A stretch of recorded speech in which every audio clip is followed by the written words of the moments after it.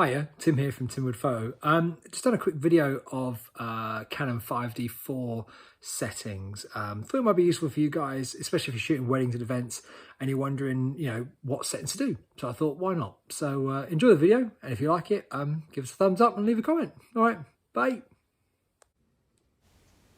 So here we go, Canon 5D4, excuse the boy, and just go through the settings real quick.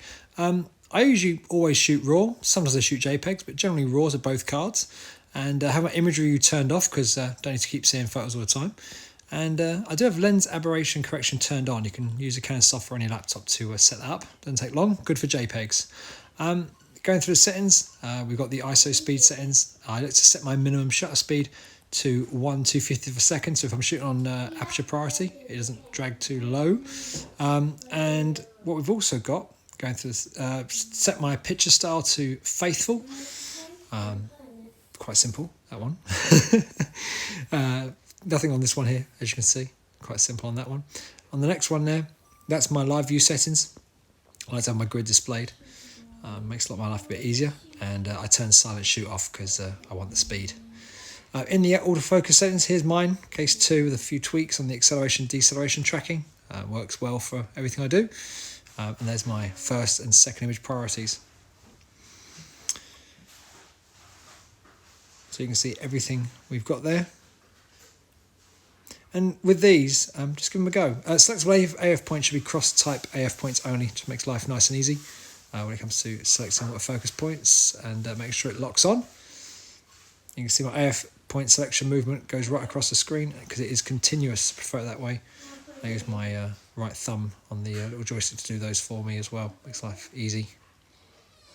Nothing too interesting in here, I'm afraid, so we can just skip through these.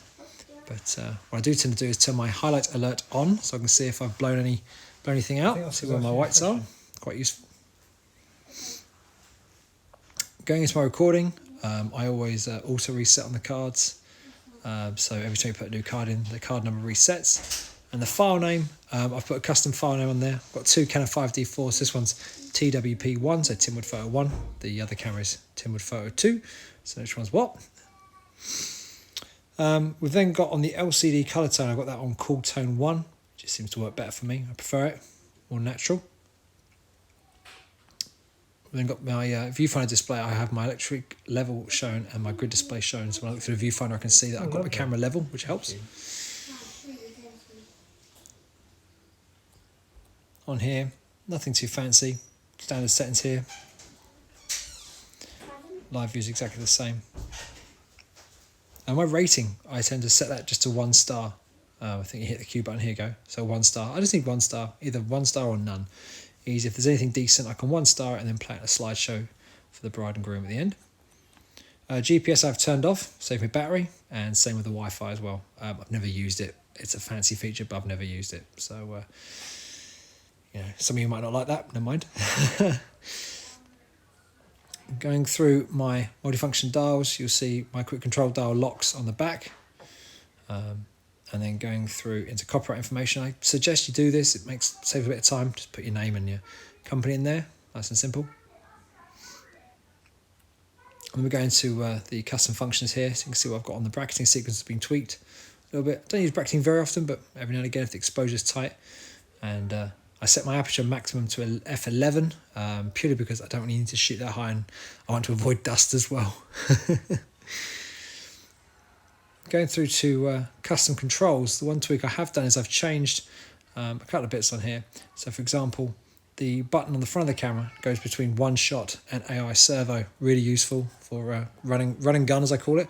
I also swapped my dials, so my aperture and my shutter are on separate dials. And I've also got my ISO changed there as well. So that's where my aperture is at the top and my shutter's on the back. So that's just how I prefer it. Works for me. And the joystick controls the autofocus points. Obviously, give these a tweak if you need to, and see how you get on. If you like them, great. If not, hey, at least give them a go. And then finally, in the favourites thing, these are my favourites. I have just a date and time because I like to sync my cameras. Every time you're shooting with 2 cameras, sync them. Makes life easy. Got battery info, white balance if I need to change it, and to format card. Make it nice and quick. So that's my settings. Hope they're helpful. And let us know in the comments what you think. Bye.